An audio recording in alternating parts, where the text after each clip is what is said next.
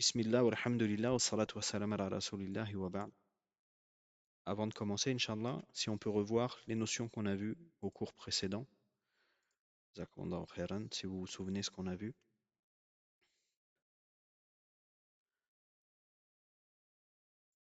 En attendant, je coupe le salon.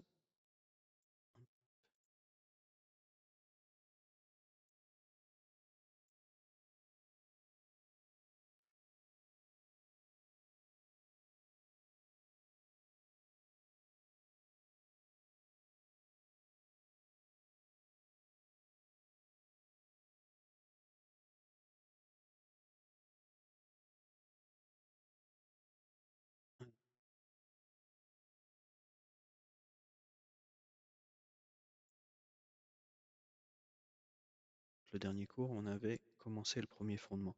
Nous avons vu que le but de notre création est d'adorer Allah. Exactement. Barakallahu fikum. Wa ma khalaqtul jinna wal insa illa liya'budun. Donc le but, euh, pourquoi Allah il nous a créés, c'est pour qu'on l'adore. Et ensuite, l'adoration, comment on va savoir si notre adoration elle est acceptée ou pas? C'est là où la législation islamique rentre en jeu. C'est là où Allah nous a révélé le Coran, sa parole, et a envoyé les prophètes, et pour nous le prophète Mohammed, alayhi salatu wassalam. Très bien. Le premier fondement, c'était la connaissance d'Allah. C'est ça. Donc le livre, c'est les trois fondements.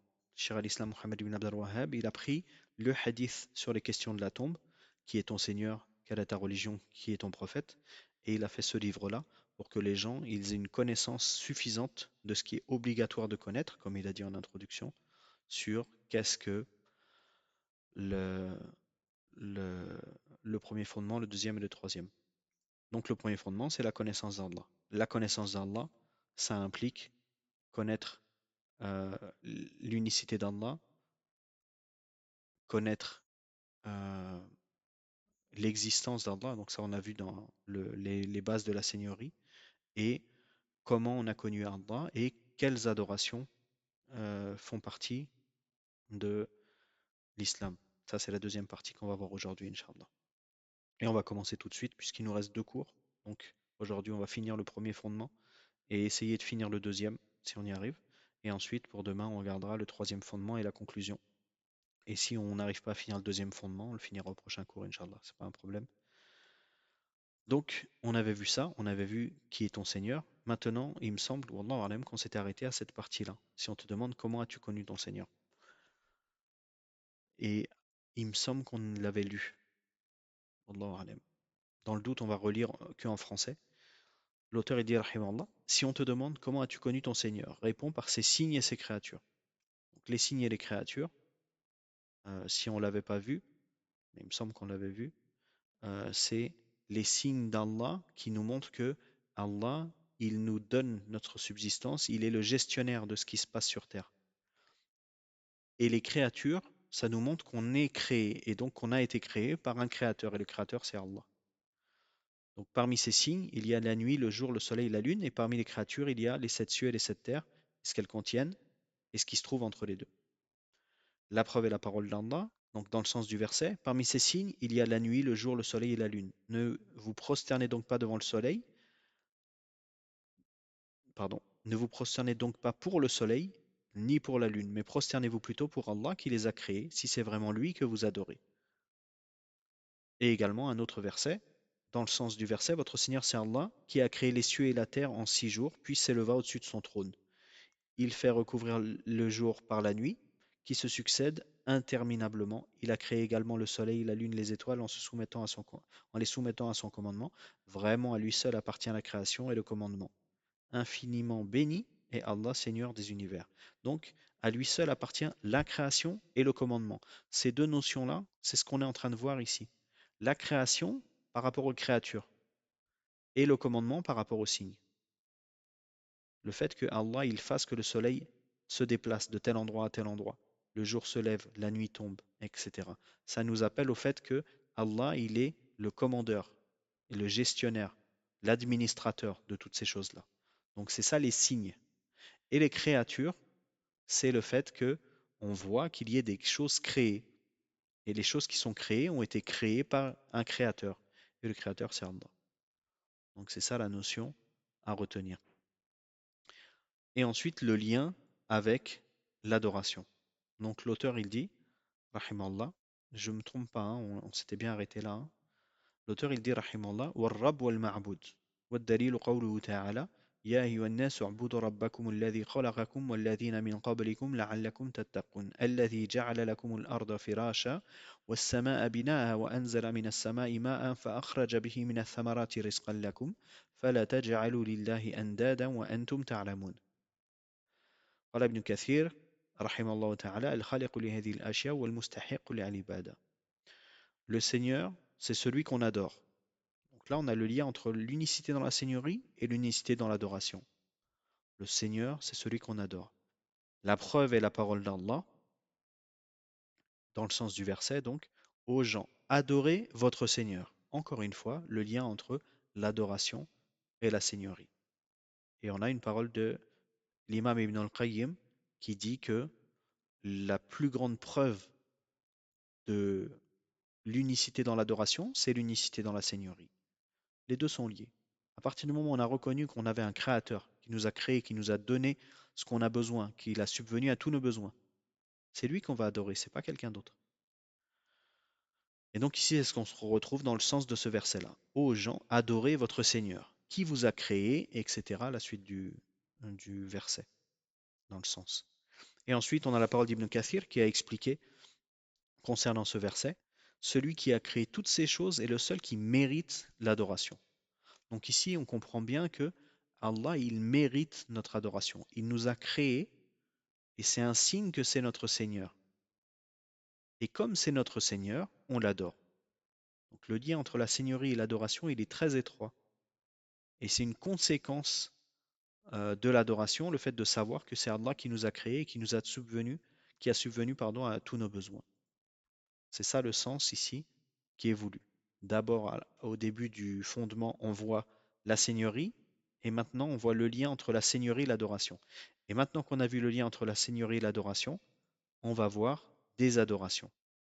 Donc l'auteur, il nous dit, rahimahullah, وأنواع العبادة التي أمر الله بها مثل الإسلام والإيمان والإحسان ومنه الدعاء والخوف والرجاء والتوكل والرغبة والرهبة والخشوع والخشية والإنابة والاستعانة والاستعاذة والاستغاثة والذبح والنذر وغير ذلك من أنواع العبادة التي أمر الله بها كلها لله تعالى والدليل قوله تعالى وأن المساجد لله فلا تدعوا مع الله أحدا.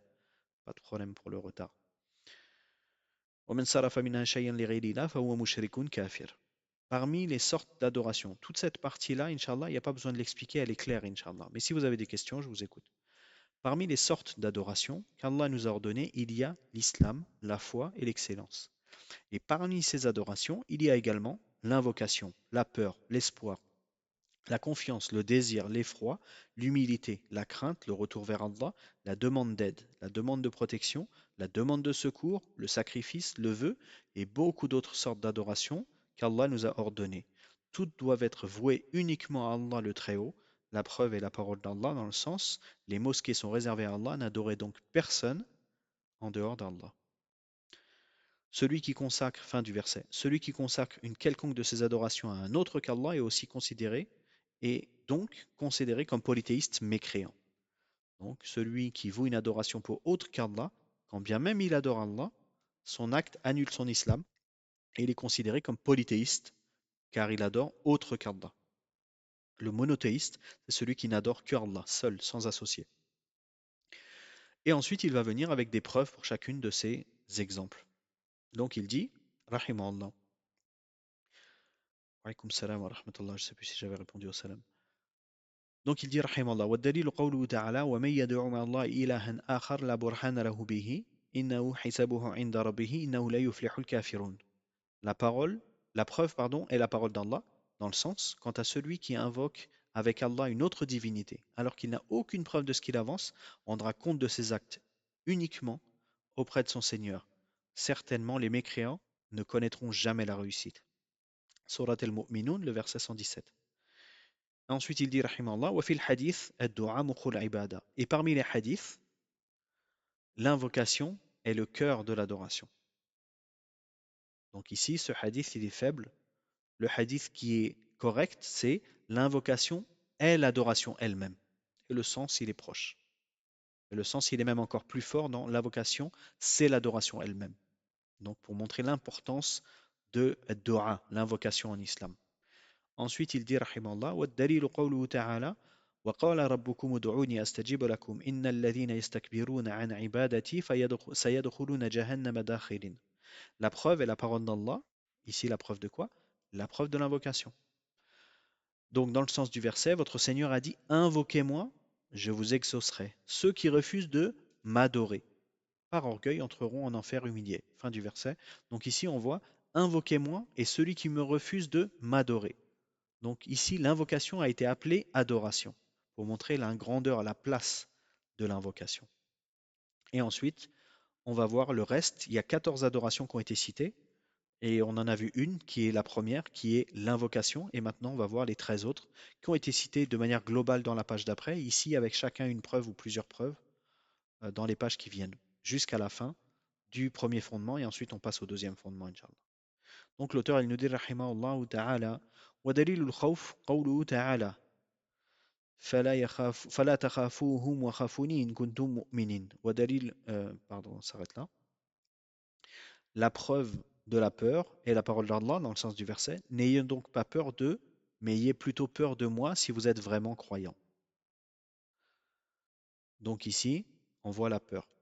Et on va voir toutes les adorations, Inch'Allah. Et je vais directement traduire le verset de l'arabe avec le sens du verset en français pour que ce soit plus fluide, Inch'Allah, et pas me répéter à chaque fois dans le sens du verset, dans le sens du verset. Donc l'auteur il dit, rahimallah, وَدَلِيلُ الرَّجَى قَوْلُهُ تَعَالَى, la preuve de l'espoir et la parole d'Allah. فَمَنْ كَانَ يَرْجُو لِقَاءَ رَبِّهِ فَلْيَعْمَلْ عَمَلًا صَالِحًا وَلَا يُشْرِكْ بِعِبَادَةِ رَبِّهِ أَحَدًا. Celui qui espère rencontrer son Seigneur, qu'il fasse donc de bonnes œuvres et qu'il n'associe rien dans l'adoration qu'il voue à son Seigneur. Donc l'espoir, celui qui espère. Ensuite, salam alaikum, la liste des adorations qu'on vient de voir, c'est la liste complète ou il y en a d'autres? C'est une liste, la liste des adorations, c'est pas exhaustive. Les adorations, il y en a une quantité immense. Et l'auteur, il a voulu citer des exemples. On a 14 adorations ici, il y a d'autres adorations qui ne sont pas citées ici. Comme par exemple, la prière, c'est pas cité. Le jeûne, c'est pas cité. Mais ici, les exemples qui sont cités, ils sont cités parce que l'auteur, il a choisi et il a voulu mettre un intérêt particulier sur celles-ci. Peut-être qu'elles sont mal comprises, peut-être qu'elles ne sont pas considérées comme adoration pour certains, etc. Donc il les a spécifiées, mais c'est exhaustif. Et en général, quand les savants ils disent par exemple, ça montre que c'est une règle générale. Et ce qu'on voit après, c'est des exemples. Donc on ne va pas englober tout ce qui fait partie de la règle générale. Justement, le principe d'un exemple, c'est ça, c'est d'imager pour permettre la compréhension. Et c'est une tradition prophétique. Le prophète sallallahu alayhi wa sallam, il faisait cela.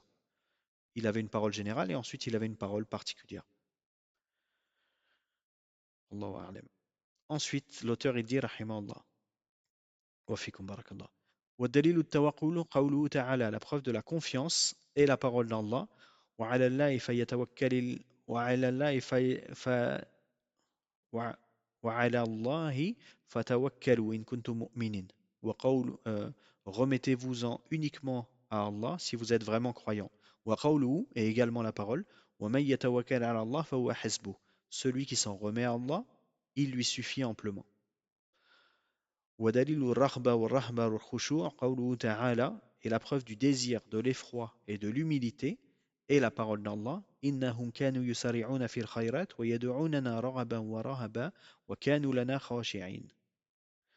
Ils s'empressaient d'accomplir de bonnes actions, ils nous invoquaient dans l'espoir de nos récompenses et dans la peur de notre châtiment, ils nous étaient totalement dévoués avec humilité. Donc ici, dans ce verset, on a les trois types qui sont le désir dans il nous invoquait dans l'espoir de nos récompenses. Le désir et l'espoir qu'on a vu avant ou l'espérance qu'on a vu avant, c'est assez proche. Ici, c'est l'espoir d'une récompense. C'est pas l'espoir de manière globale, c'est plus précisé dans ce sens-là ici. Donc l'espoir, le premier. Le deuxième, l'effroi. C'est une forme de peur. Et là, c'est la peur du châtiment. Donc le désir, l'effroi. Et le troisième, l'humilité, qu'on retrouve à la fin du verset dans le sens il nous était totalement dévoué avec humilité. Donc, une dévotion avec humilité. L'humilité, donc, c'est une adoration également. Tout ça, c'est dans Surat Al-Anbiya, le verset 90. Et avant, j'ai pas dit, c'est le verset 3 de Surat Al-Talaq. وَمَن يَتَوَكَّلْ عَلَى اللَّهِ فَهُوَ حِسْبُهُ. Ensuite, l'auteur, il continue, rahimallah, en disant وَدَلِيلُ الْخَشْيَةِ قَوْلُهُ تَعَالَى, et la preuve de la crainte est la parole d'Allah. فَلَا تَخْشَوْهُمْ وَاخْشَوْنِي. Ne les craignez donc pas, mais craignez-moi plutôt. Surat Baqarah, verset 150. وَدَلِيلُ الْإِنَابَةِ قَوْلُهُ تَعَالَى, la preuve du retour vers Allah et la parole d'Allah. وَأَنِيبُوا إِلَى رَبِّكُمْ وَأَسْلِمُوا لَهُ. Repentez-vous à Allah et soumettez-vous à lui. Surat Az-Zumar, le verset 54. Donc ici, le retour vers Allah, c'est le repentir. Ensuite, il continue l'auteur en disant Rahimahullah. وَدَلِيلُ الْإِسْتِعَانَةِ قَوْلُهُ تَعَالَى, et la preuve de la demande d'aide est la parole d'Allah إِيَّاكَ نَعْبُدُ وَإِيَّاكَ نَسْتَعِينُ. C'est toi seul que nous adorons, et c'est à toi seul que nous demandons l'aide. Dans Surat Fatiha, le verset 5. La demande d'aide, c'est le premier des trois exemples qu'on va voir ici. C'est le fait de demander à Allah une aide de manière générale. Il n'y a pas de cause particulière. On a tout le temps besoin de l'aide d'Allah.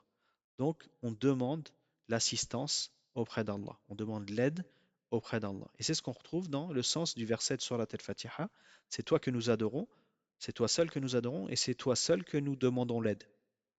C'est à toi seul que nous demandons l'aide, c'est-à-dire si on n'a pas l'aide d'Allah, notre adoration, on ne va jamais réussir à la faire. C'est grâce à Allah qu'on pourra faire nos adorations. Donc on demande l'aide à Allah avant chaque chose, dans toute situation. C'est général. Et les deux qu'on va voir après, ils ont une particularité, on va les voir petit à petit. L'auteur, il a ajouté une preuve dans le hadith et il a dit, rahimallah, wa fil hadith, idha sta'anta fasta'in billah. Et parmi les hadiths, si tu demandes de l'aide, demande l'aide à Allah. Demande l'aide d'Allah. Hadith qu'on retrouve dans les 40 hadiths de Nawawi d'ailleurs. Ensuite, il dit, rahimallah, wa dalilu isti'adhati qawluhu ta'ala, et la preuve de la demande de protection et la parole d'Allah, Qul a'udhu bi rabbil falaq wa Qul a'udhu bi rabbin nas.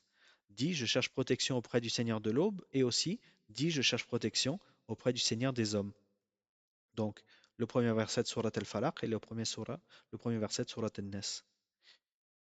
Et donc ici, la demande d'aide, c'est, la demande de protection après la demande d'aide, c'est on craint qu'il nous arrive quelque chose, donc on demande une protection. Alors que la demande d'aide, elle est générale. Et il nous reste le troisième à voir. L'auteur, il nous dit, rahimallah, wa dalilu l'istighatha, qawluhu ta'ala, la demande de secours, la preuve de la demande de secours, et la parole d'Allah subhanahu wa ta'ala, إِذْ تَسْتَغِيثُونَ رَبَّكُمْ فَاسْتَجَابَ لَكُمْ.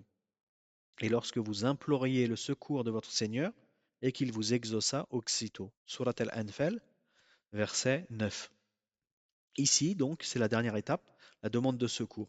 C'est pas général comme la demande d'aide, c'est pas particulière dans la demande de protection quand on craint qu'une chose nous arrive, c'est la demande quand une chose nous est arrivée. On est dans la difficulté et on demande le secours à Allah. Il nous arrive quelque chose. Donc, on a la demande d'aide, la demande de protection et la demande de secours. Ensuite, l'auteur il dit rahimallah. ودليل الذبح قوله تعالى قل إن صلاتي ونسكي ومحياي ومماتي لله رب العالمين لا شريك له. La preuve du sacrifice est dans la parole d'Allah, dans le sens du verset, dit ma prière, mes sacrifices, ma vie, ma mort appartiennent à Allah, Seigneur des univers. Il n'a nul associé. Donc, Surat Al-An'am, le verset 162 et 163. وَمِنَ السُّنَّةِ لَعَنَ اللَّهُ مَنْ ذَبَحَ لِغَيْرِ اللَّهِ. Et dans la sunna, Allah maudit quiconque sacrifie une bête pour autre qu'Allah. Donc là, c'était pour le sacrifice. Et le dernier des 14, l'auteur il dit rahimallah, وَدَلِيلُ النَّذْرِ قَوْلُهُ تَعَالَى يُوفُونَ بِالنَّذْرِ وَيَخَافُونَ يَوْمًا كَانَ شَرُّهُ مُسْتَطِيرًا. La preuve du vœu est la parole d'Allah. Ils sont fidèles dans le sens du verset, ils sont fidèles à leurs vœux et ont peur du jour à venir durant lequel des grands malheurs se répandront. Donc ici, on a la preuve que le vœu est une adoration. Et ensuite, l'auteur, il continue. Non, il continue pas. Là, c'est la fin du premier fondement. Donc avec ceci, on a fini le premier fondement, donc avec les 14 adorations. Très bien. Et donc maintenant, on va passer au deuxième fondement. Donc le deuxième fondement, c'est la connaissance de l'islam. Donc là, l'auteur, il a dit Al-Asl Thani. Alors qu'on se souvient, dans le premier, il ne l'avait pas cité. Donc il dit, rahimallah, الأصل الثاني معرفة دين الإسلام بالأدلة وهو الاستسلام لله بالتوحيد والانقياد له بالطاعة والبراءة من الشرك وأهله وهو ثلاث مراتب الإسلام والإيمان والإحسان وكل مرتبة لها أركان. Le deuxième fondement, c'est la connaissance de l'islam avec l'épreuve. Et il donne tout de suite une définition et il dit l'islam consiste à se soumettre à Allah en l'unifiant, tawhid, en se conformant à son ordre par l'obéissance ou se conformer à son ordre en lui obéissant. Donc là, c'est lié à la législation. Et se désavouer du polythéisme et de ses adeptes. Donc là, c'est une négation après une affirmation. On se soumet à Allah, on se conforme à la législation et on se désavoue des polythéistes. Trois étapes. Et ensuite, il dit, rahimallah, il se divise en trois degrés, l'islam, la foi et l'excellence. Et chaque degré repose sur des piliers. Et donc là, il a une parole générale, l'auteur, et ensuite, il va venir avec une parole particulière pour chacun de ces trois degrés. Donc l'islam, il nous donne la définition, et ensuite, il nous dit il y a trois degrés, et il va venir avec un détail pour chacun des piliers de ces trois degrés. Donc, on va commencer directement avec le premier degré. L'auteur, il dit, rahimallah, فأركان الإسلام خمسة شهادة أن لا إله إلا الله وأن محمد رسول الله وإقام الصلاة وإيتاء الزكاة وصوم رمضان وحج البيت الحرام.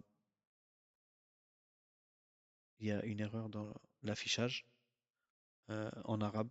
Il faudra que je corrige ça, Inch'Allah. Les cinq piliers, les cinq points, ils sont pas bien placés.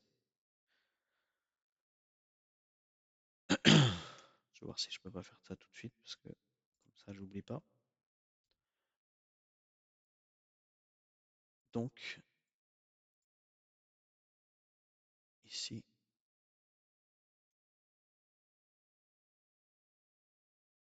on a le premier pilier qui est plutôt comme ceci et le deuxième comme ceci. Donc, les cinq piliers de l'islam. L'attestation qu'il n'y a de divinité digne d'être adorée sauf Allah et que Mohammed est le messager d'Allah. L'attestation de la ilaha illallah. C'est pas la croyance de la ilaha illallah, c'est l'attestation. Parce que là, on est dans les piliers de l'islam. Et comme on va voir dans le hadith de Jibril, les piliers de l'islam, c'est des actes apparents. Et les piliers de la foi ou les fondements de la foi, c'est des actes qui sont dans le cœur. Donc tout ça, c'est des actes apparents. Et l'attestation, le fait d'attester, c'est un acte apparent. Donc le premier, c'est la ilaha illallah, le fait de l'attester. Donc il n'y a pas de divinité digne d'adoration sauf Allah et le prophète Mohammed est son messager, alayhi salatu wassalam. Qu'est-ce que ça implique? Ça implique de nombreuses choses. Ça implique que notre adoration, elle est vouée pour Allah uniquement. Donc nos actes qu'on va faire, on va espérer une récompense et on va le faire uniquement pour Allah. Et le fait de dire que Mohammed est le messager d'Allah, alayhi salatu wassalam, on reconnaît qu'il a été envoyé par Allah et que son message est valide et qu'on est soumis au message d'Allah subhanahu wa ta'ala à travers la révélation du messager. Donc, on va pratiquer les adorations selon ce que le prophète sallallahu alayhi wa sallam nous a révélé. Et on revoit ici les deux conditions d'acceptation des œuvres qui sont la conformité à travers le messager et la sincérité à travers l'attestation qu'il n'y a de divinité digne d'adoration qu'Allah. Al-ikhlas wal-mutaba'a, le fait que nos actes soient faits sincèrement, exclusivement pour Allah seul, et qu'ils soient faits en conformité avec ce que le messager d'Allah nous a envoyé. Ça, c'est les deux choses qui vont valider l'acte. Ça, c'est le premier des cinq piliers. Deuxième pilier, accomplir la prière. La prière qui est voulue ici, c'est la prière obligatoire, les cinq prières obligatoires par jour. Troisième point, s'acquitter de l'aumône. S'acquitter de l'aumône, c'est l'aumône zakat el-mel. C'est le pilier de l'islam, avec les conditions qui sont étudiées dans les livres de jurisprudence. Le quatrième, c'est le jeûne du mois de Ramadan actuel, et c'est une obligation et c'est un pilier dans l'islam. Il y a d'autres jeûnes qui sont obligatoires, mais le pilier, c'est le Ramadan.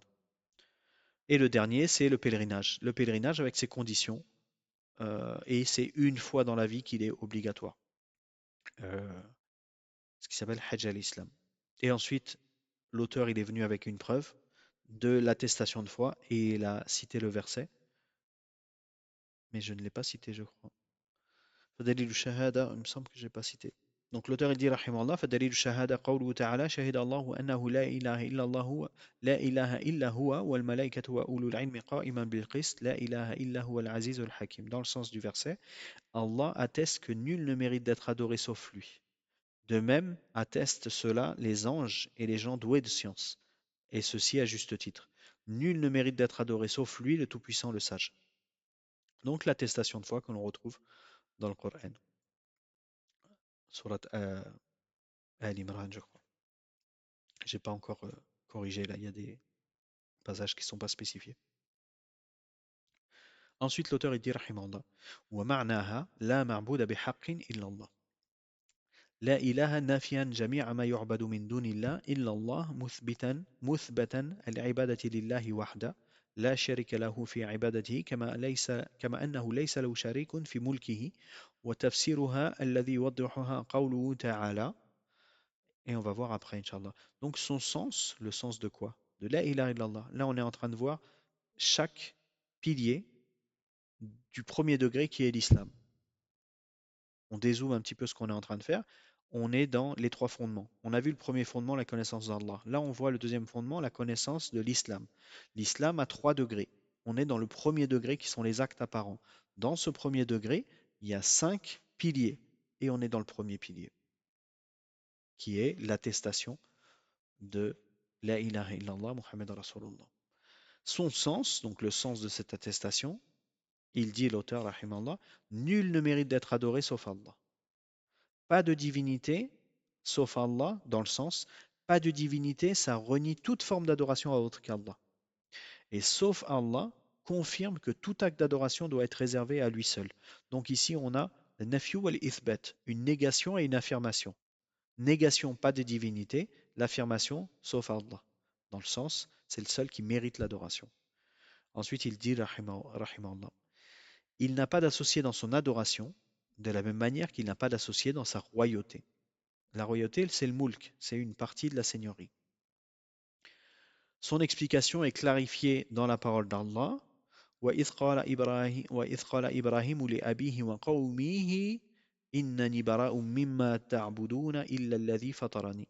Et lorsque Ibrahim dit à son père et à son peuple, je désavoue totalement tout ce que vous adorez, sauf celui qui m'a créé. وَقَوْلُهُ, et également, قل يا أهل الكتاب تعالوا إلى كلمة سواء بيننا وبينكم ألا نعبد إلا الله وألا نشرك به شيئا. الآية. Ô vous les gens du livre, venez à une parole commune entre vous et nous, que nous adorions Allah, que nous ne lui associons rien et que nous ne prenions personne d'entre nous pour Seigneur en dehors d'Allah. Puis s'ils vous tournent le dos, dites-leur, soyez témoins que nous sommes soumis à Allah. Donc ici, c'est pour prouver le sens de La ilaha illallah Muhammad Rasulullah. Et la parole commune, c'est que nous adorions Allah et que nous ne lui associons rien et que nous ne prenions personne d'entre nous pour Seigneur en dehors d'Allah. Et c'est le sens de La ilaha illallah. Pas de divinité digne d'adoration sauf Allah. Et maintenant, il vient sur le deuxième euh, point de la double attestation de foi, qui est la shahada que Mohammed est le messager d'Allah. Il dit rahimallah wa dalilu shahadati anna Muhammad rasulullah qawluhu ta'ala لقد جاءكم رسول من أنفسكم عزيز عليه ما عنتكم حريص عليكم بالمؤمنين رؤوف رحيم. La preuve de l'attestation que Mohammed alayhi salatu wassalam, est le messager d'Allah et la parole d'Allah dans le sens du verset, un messager issu d'entre vous vous est bel et bien venu. Il a autant de peine que vous devant les difficultés que vous rencontrez. Il est soucieux de votre bien-être et de vous éviter tout préjudice. Et le verset continue. Donc, un messager issu d'entre vous. C'est la preuve de l'attestation que le prophète Mohammed est notre messager. Alayhi salatu wassalam. Ensuite, il continue et il donne quatre points très importants. Il dit, rahimallah, وَمَعْنَى شَهَادَةِ أَنَّ مُحَمَّدَ رَسُولُ اللَّهِ طاعته فيما أمر وتصديقه فيما أخبر واجتناب ما عنه نهى وزجر وأن لا يعبد الله إلا بما شرع. Le sens de cette attestation, c'est quatre points. Obéir à ce qu'il a ordonné, croire en ses paroles révélées, s'éloigner de tout ce qu'il a interdit et réprimé, et n'adorer Allah que selon ce qu'il a légiféré. Ces 4 points sont très importants à comprendre parce que c'est ce qui est impliqué dans notre parole, La ilaha illallah, Muhammad Rasulullah. Quand on atteste de l'islam de cette manière-là, on dit qu'il n'y a pas de divinité digne d'adoration sauf Allah et que le prophète Muhammad est son messager, alayhi salatu wassalam. Qu'est-ce que ça implique si on dit qu'il est son messager? Ça implique, pour résumer, ces 4 points-là. S'il est messager, quand il nous donne un ordre, qu'est-ce qu'on fait? On obéit. Quand il nous donne une information, parce que des fois, c'est pas un ordre, c'est une information, qu'est-ce qu'on fait? On y croit. Donc si c'est un ordre, on obéit. Si c'est une information, on y croit. Et ensuite, il reste les deux derniers points. Tout ce qui nous a interdit, on s'en éloigne. Et nos adorations, elles sont uniquement basées sur ce qui est légiféré. Sinon, c'est une innovation religieuse. Ça, c'était pour le premier des 5 piliers. Ensuite, l'auteur, vous n'hésitez pas, hein, s'il y a des questions, vous pouvez les poser. Ensuite, l'auteur, il passe à la suite des 5 piliers. Et il dit, rahimallah. ودليل الصلاة والزكاة وتفسير التوحيد قوله تعالى, la preuve de la prière et de l'aumône, ainsi que l'explication de l'unicité et la parole d'Allah. وما أمروا إلا ليعبدوا الله مخلصين له الدين حنفاء ويقيموا الصلاة ويؤتوا الزكاة ذلك دين القيمة. La preuve de il ne leur a cependant été ordonné que d'adorer Allah sincèrement en lui vouant un culte exclusif, d'accomplir la prière et de s'acquitter de l'aumône. Et ceci consiste la religion du droit chemin, surat al-Bayyina. وَدَلِيلُ الصِّيَامِ قَوْلُهُ تَعَالَى, la preuve du jeûne est la parole d'Allah.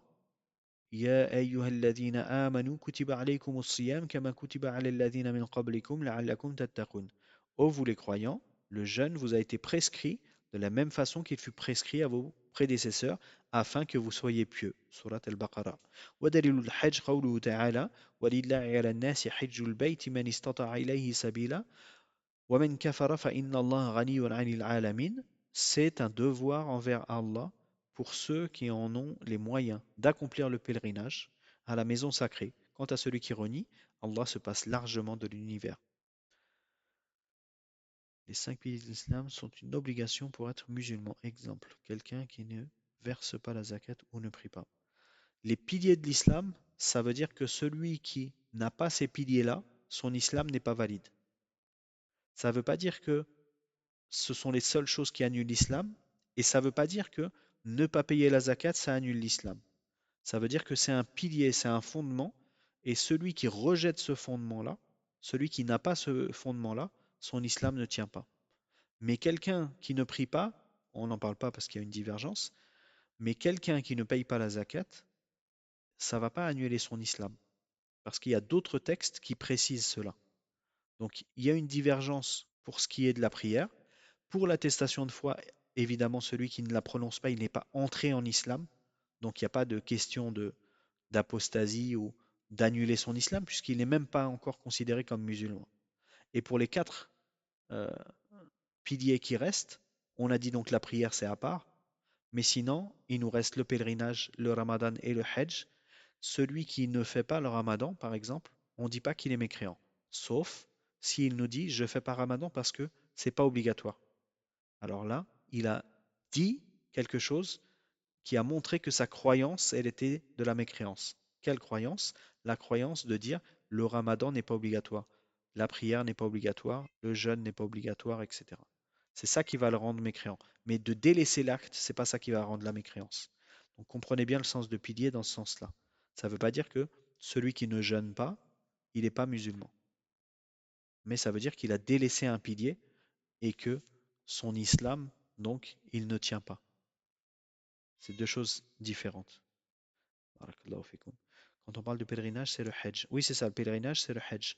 Et quant à la umrah, elle est obligatoire une fois au moins dans la vie ou uniquement le hajj. Il y a une divergence dans les savants. J'ai fini la page, je crois, hein. Oui. Dans le pèlerinage, il est obligatoire une fois dans la vie avec la personne qui a déjà la puberté.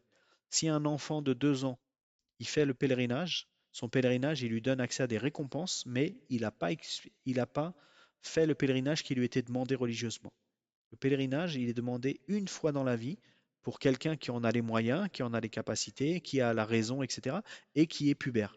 Avant la puberté, c'est pas considéré comme le pèlerinage qui est souhaité. Ensuite, c'était quoi la question? La Umrah. La Umrah, il y a divergence entre les savants. Le plus juste, c'est que la Umrah, elle est obligatoire également. Mais comme la personne qui fait le Hajj en général, surtout quand elle vient d'Europe, elle fait le Hajj avec une Umrah à l'intérieur, c'est pas une question qui est beaucoup développée chez les gens de science. Mais sinon, la Umrah, elle est obligatoire. Quand est-ce que ça nous intéresse? Pour une personne qui se dit, moi, j'ai pas l'argent pour faire le Hajj, mais j'ai l'argent pour faire la Umrah. Bah, si on voit que c'est obligatoire, alors il va faire la Umrah. Mais si on voit que c'est pas obligatoire, il économise pour le Hajj. Autre chose, si la personne, elle a économisé pour la Umrah, et que si elle dépense l'argent pour la Umrah, ensuite elle ne pourra pas faire le Hajj, alors si le Hajj, elle a presque l'argent, on lui dit, elle retarde la Umrah et elle fera sa Umrah dans son Hajj. Les autres questions qui viennent en général avec la Umrah, avec le Hajj, c'est aussi la Hijra. Et la Hijra, elle est devancée sur le Hajj. Si une personne, elle s'est dit, est-ce que je fais le Hajj ou la Hijra? Il fait la Hijra. Pourquoi? Parce que s'il fait le Hajj et qu'il a plus d'argent pour la Hijra, il est quand même dans l'obligation de faire la Hijra. Et s'il fait la Hijra et qu'il a plus d'argent pour le Hajj, il est plus dans l'obligation de faire le Hajj, puisqu'il n'a pas les moyens. Et que parmi les conditions qui sont citées, comme on voit ici dans le verset, c'est qu'il soit dans la capacité. Et parmi les capacités, il y a l'argent. Voilà. J'espère que c'est clair, Inch'Allah. Le fait de renier volontairement une obligation dans la charia tout en connaissant son obligation, est-ce que la personne tombe dans le coufre? C'est ça qui fait tomber dans le coufre. C'est le fait de renier une obligation. Pas toutes les obligations, mais le fait de dire, par exemple, le pèlerinage, le jeûne de Ramadan, etc. Les choses qui sont connues dans l'islam euh, de manière absolue. Même les mécréants, si on leur demande, raconte-nous ce que tu connais sur l'islam, il va dire, et il fait le Ramadan. Il va faire le pèlerinage à la Mecque. Tout le monde connaît ça. Donc celui qui dit non, en fait, pourquoi il est mécréant? Parce qu'il a contredit le Coran. Et quelqu'un qui dit ce verset-là, je suis pas d'accord, il est mécréant. Donc dans ce sens-là, il a renié énormément de versets en disant le hijab, par exemple, ne fait pas partie de l'islam. Parce que c'est quelque chose de clair dans le Coran. D'accord?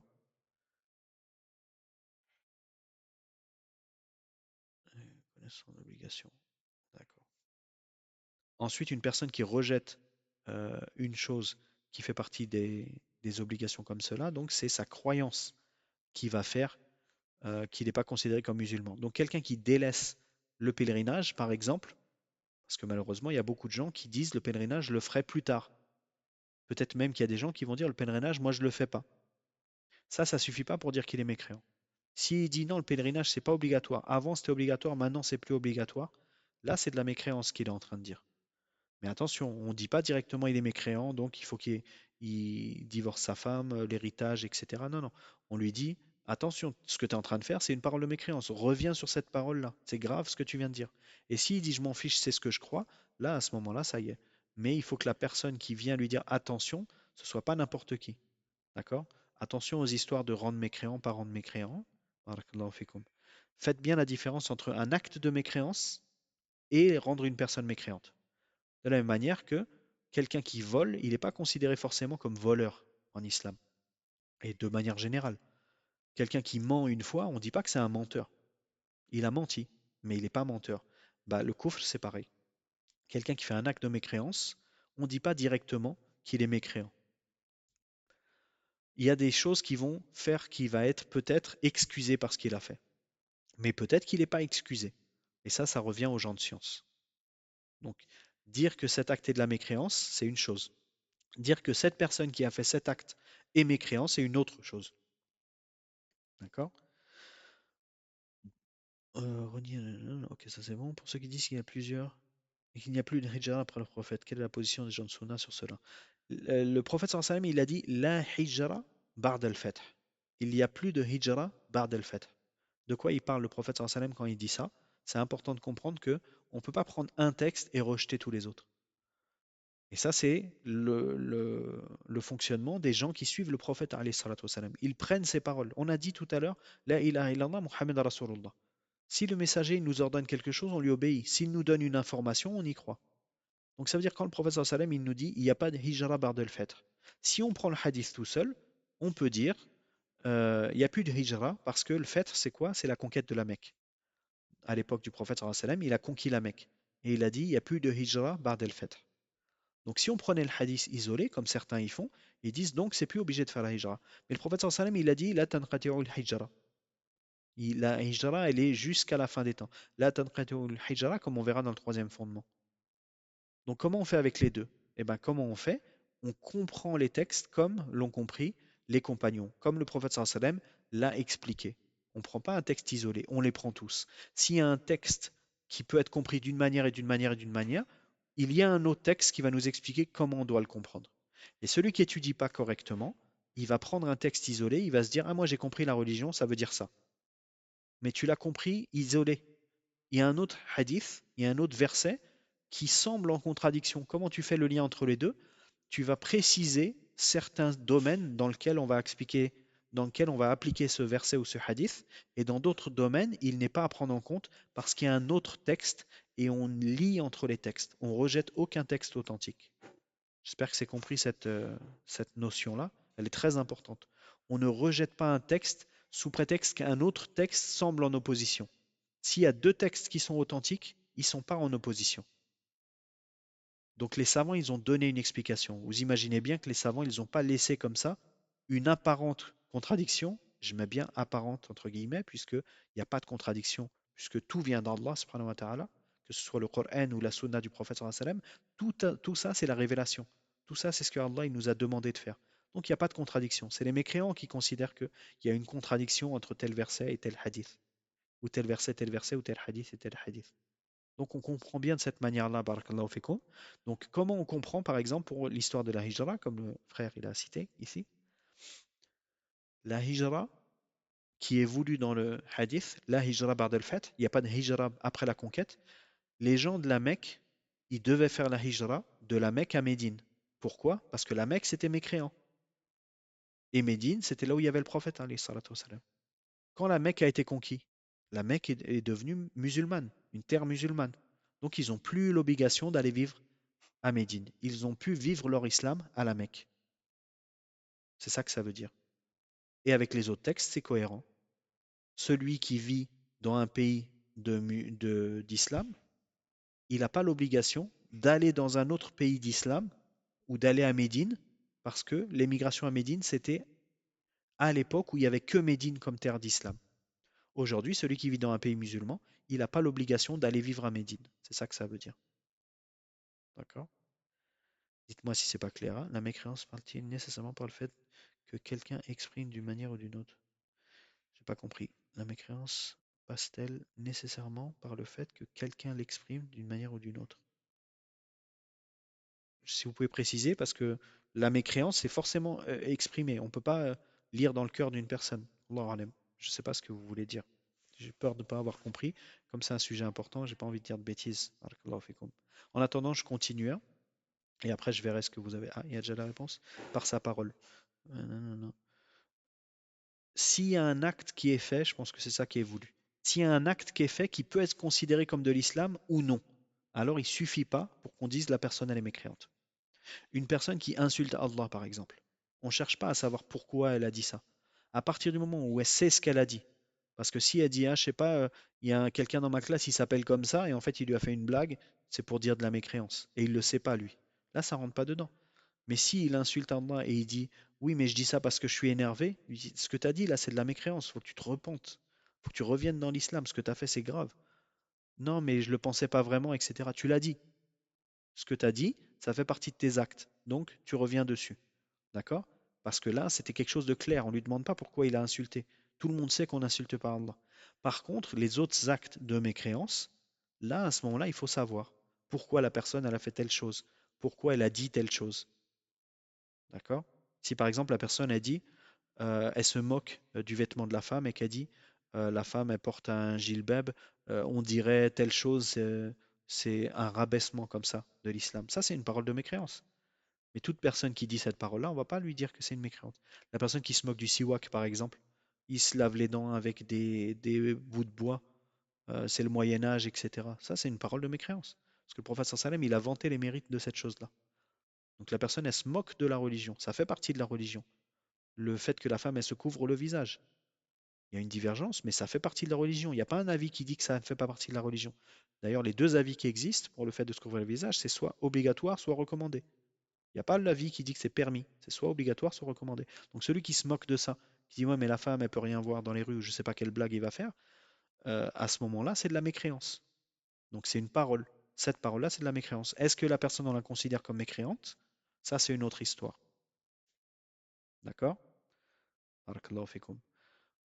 Donc il est déjà 45. On va lire le début, Inch'Allah, comme ça on pourra passer directement au pilier de la foi, si vous voulez bien. Donc l'auteur il dit, rahimahullah, المرتبة الثانية الإيمان وهو بضع وسبعون شعبة أعلاها قول لا إله إلا الله وأدنى إماطة الأذى عن الطريق والحياء شعبة من الإيمان وأركانه ستة أن تؤمن بالله وملائكته وكتبه ورسله واليوم الآخر والقدر خيره وشره والدليل على هذه الأركان الستة قوله تعالى ليس البر أن تولوا وجوهكم قبل المشرق والمغرب ولكن البر من آمن بالله واليوم الآخر والملائكة والكتاب والنبيين ودليل القدر قوله تعالى إن كل شيء خلقناه بقدر. Le deuxième degré, c'est la foi. On a vu les cinq piliers de l'islam. On a vu les cinq piliers de l'islam qui est le premier degré. Maintenant, on voit les six piliers de la foi qui est le deuxième degré. D'ailleurs, les savants, ils appellent ça les six piliers ou les six fondements. Mais ici, l'auteur, il nous dit piliers. Et il nous dit, rahimahullah, le deuxième pilier, donc le deuxième degré, c'est la foi. Elle se divise en 73 et quelques branches. La plus élevée est la parole La ilaha illallah, il n'y a pas de divinité digne d'être adorée sauf Allah. Et la plus basse est dotée du chemin, ce qui pourrait nuire aux passants. Et la pudeur est également une branche de la foi. Les piliers, ensuite il dit, les piliers sont au nombre de 6, croire en Allah, aux anges, aux livres révélés, aux messagers, au jour dernier, et croire au destin favorable ou défavorable. Et la preuve de ces 6 piliers est la parole d'Allah. La piété ne consiste pas à tourner vos visages dans le sens du verset, ne consiste pas à tourner vos visages vers l'Orient et l'Occident, mais la piété caractérise plutôt celui qui croit en Allah, au jour dernier, aux anges, aux livres révélés et aux prophètes. Donc ici, on a les 5 parmi les 6 piliers, il en reste un qui est à part, c'est le sixième. Quant à la preuve du destin, c'est la parole d'Allah dans le sens du verset, nous avons créé toutes choses selon des mesures prédestinées, donc le qadr. Et donc avec ceci, on a les 6 piliers de la foi. Et on va s'arrêter ici, Inch'Allah. Et donc, au prochain cours, on verra un petit peu plus de détails sur les piliers et on verra le degré suivant qui est l'excellence. Donc, je vais mettre euh, le marque-page ici pour se souvenir, Inch'Allah. Au prochain cours, on reprendra à partir d'ici, au prochain et dernier cours. Donc, on va finir euh, ce dernier point du deuxième fondement et on attaquera le troisième fondement, Inch'Allah. Barakallahu fikum.